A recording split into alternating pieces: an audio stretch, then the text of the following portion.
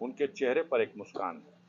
वो सब डरे हुए थे, सहमे हुए थे, लेकिन जो डरता है, जो सहमता है, वो सबके मालिक का दरवाजा खटखटाता है।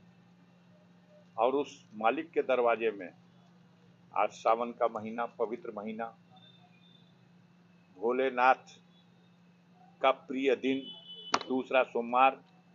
कल ये तो सबने दिखाया कि अफजाल अंसारी ने मुसलमानों से दुआ की अपील की, लेकिन ये किसी ने नहीं दिखाया कि अफजाल अंसारी के लिए सर्व समाज के लोगों ने, हमने अपने किसी मित्र को टेलीफोन किया, वो बात वायरल की गई।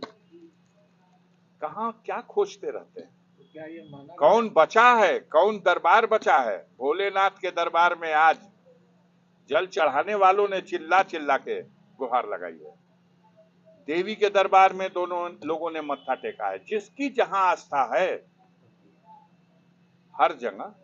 तो ये माना जाए कि जो 29 तारीख है इस बार सावन में पड़ी थी और भोलेनाथ की कृपा नहीं, हो गई। 29 तारीख का मंतक काम नहीं आएगा।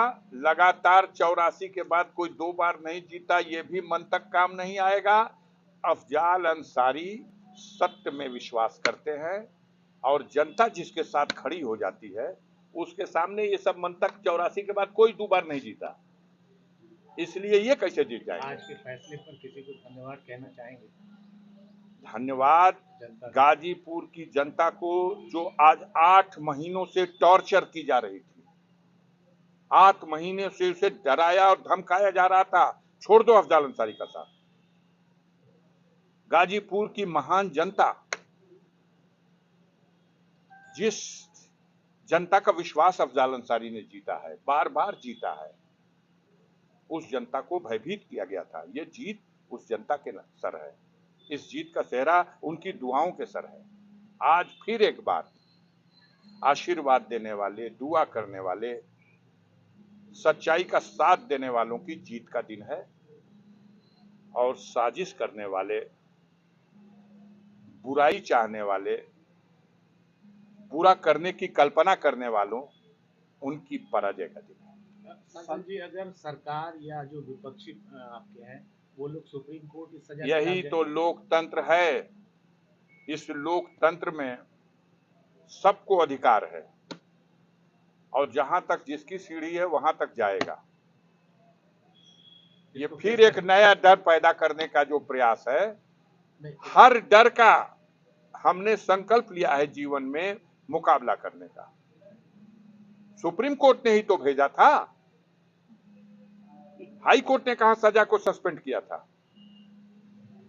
सुप्रीम कोर्ट में जब हम गए थे कि देखिए हमें जमानत मिली, लेकिन ये सजा मेरे खिलाफ जो हुई है ये बहुत दोषपूर्ण है, इसे सस्पेंड किया जाए।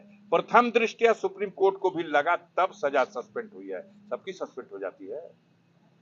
सजा सस्पेंड किया, और अगर अपील की सुनवाई का साधारण समय होता तो शायद 25 साल बाद मेरे नंबर आता अपील की सुनवाई का, सजा की, और शायद मैं 25 साल तक सजा के बोझ के नीचे दबा सिसकियां लेता रहता। लेकिन माननीय सर्वोच्च न्यायालय ने जब इसको सुना तो उसे लगा नहीं, ये तो बहुत लंबे दिनों तक इसका पर्दाफाश होना चाहिए, इसकी सच्चाई प्रकट होनी चाहिए।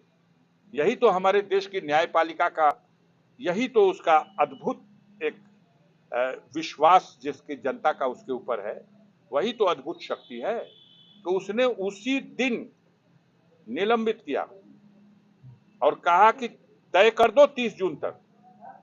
अब आप उसको ये देखते रहे कि 30 जून तक तय करने का मतलब कि 30 जून तक तो इनको फिर सजा ही हो जाएगी। सर, बजट सत्र चल लेकिन रहा है। मैं उसी दिन मान के चल रहा था, और न्याय में विश्वास करने वालों को यही मालूम था। जिस दिन गाजीपुर में सजा हुई, बच्चा बच्चा जानता था कि जबरदस्ती साजिश करके, दबाव दे करके यह सजा कराई गई है, और किसी न किसी दिन ये टूट जाएगी।